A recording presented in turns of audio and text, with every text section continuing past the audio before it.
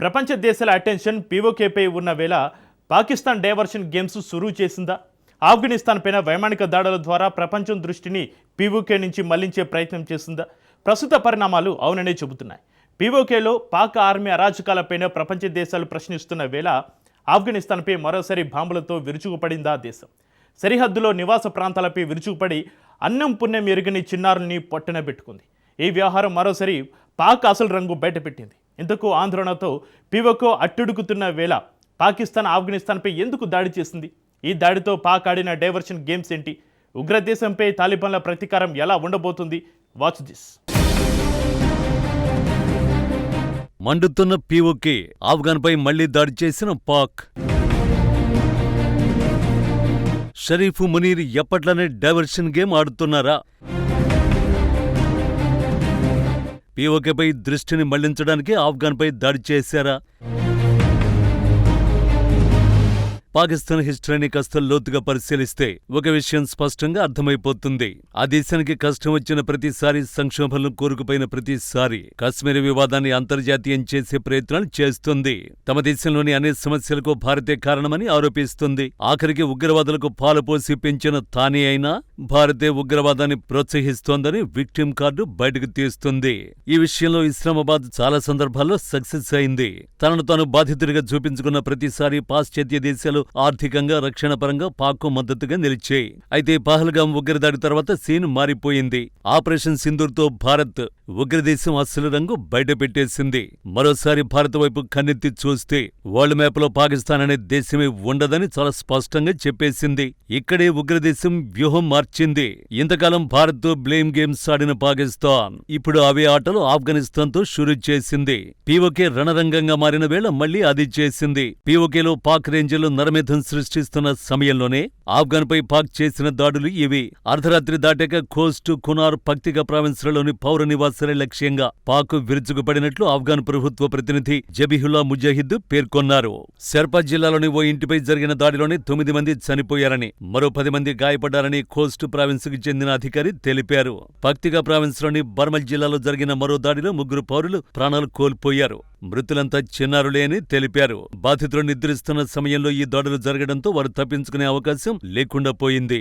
ఈ ఘటనలో మొత్తం 11 మంది చిన్నారులతో సహా ఓ మహిళ, ఓ వృద్ధుడు ప్రాణాలు కోల్పోయారు.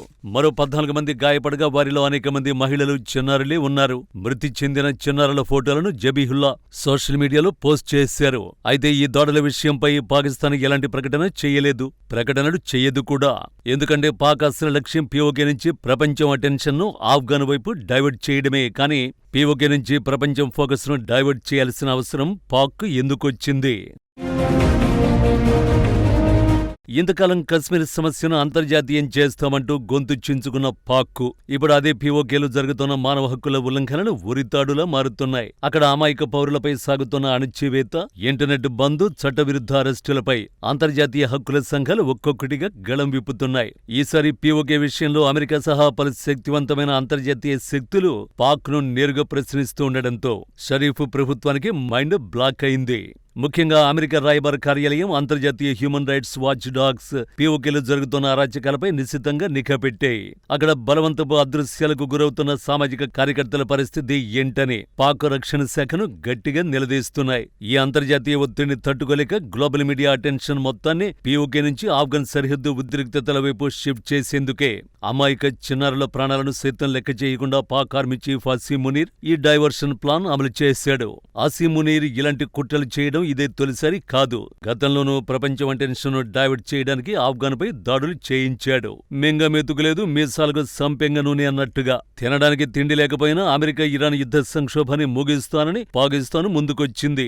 ఇస్లామాబాద్లో భేటీలు కూడా నిర్వహించింది. కానీ ఆ ప్రయత్నంలో ఘోరంగా విఫలమైంది. దీంతో పాక్ పై తీవ్ర విమర్శలు వచ్చాయి. పైగా మిడిల్ ఈస్ట్ సంక్షోభం ఇలాగే కంటిన్యూ అయితే మిత్రదేశాలతో శత్రుత్వం, ఆర్థిక ఇబ్బందులు తప్పవని భావించిన ఇస్లామాబాద్ ఏప్రిల్ నెలలో సేఫ్ గేమ్ ఆడింది. ఆ సేఫ్ గేమ్ మరేదో కాదు, ఆఫ్ఘనిస్తాన్పై దాడి చేయడమే. ఏప్రిల్ 27న తూర్పు ఆఫ్ఘన్లోని కునార్ ప్రావిన్స్లో పాకిస్తాన్ సైన్యం క్షిపణులు, మోర్టార్లతో దాడులు చేసింది. ఈ దాడుల్లో 7 మరణించగా 85 మందికి పైగా గాయపడ్డారు. అమెరికా ఇరాన్ యుద్ధ సంక్షోభాన్ని ముగించడంలో విఫలమైంది కాబట్టే ఆఫ్ఘన్పై దాడులు చేసింది. సౌదీ అరేబియాతో రక్షణ ఒప్పందం, ఇరాన్ అమెరికాతో సంబంధాలు దెబ్బతినకుండా చూసుకునే లక్ష్యంతోనే దాడి చేసింది. తాము పొరుగు దేశంతో యుద్ధంలో ఉండబట్టే అమెరికా ఇరాన్పై పూర్తిగా ఫోకస్ చేయలేకపోయామని చెప్పుకునే ప్రయత్నం చేసింది. ఇప్పుడు పాక్ ఆక్రమిత కశ్మీర్ ఇష్యూ నుంచి ప్రపంచాన్ని డైవర్ట్ చేయడమే లక్ష్యంగా మరోసారి బాంబు దాడులకు దిగింది. కానీ ఈసారి పాక్ దాడులు దాని మెడకే చుట్టుకోబోతున్నాయి. ఎందుకంటే పాక్ విషయంలో తాలిబాన్లు చాలా సీరియస్ గా ఉన్నారు. సరిహద్దు అవతల ఉన్నది సాధారణ ప్రభుత్వం కాదు. పంతానికి దిగితే ప్రాణాలైనా ఇచ్చే తాలిబాన్లు తమ సార్వభౌమాధికారాన్ని కాలరాస్తూ అర్ధరాత్రి వేళ పౌర నివాసాలపై బాంబులేసి 13 మంది అమాయకుల్ని పొట్టన పెట్టుకున్న ఉగ్రదేశంపై ప్రతీకారం తీర్చుకుంటామని తాలిబాన్ ప్రభుత్వ ప్రతినిధి జబీహుల్లా ముజాహిద్ ఇప్పటికే హెచ్చరించారు.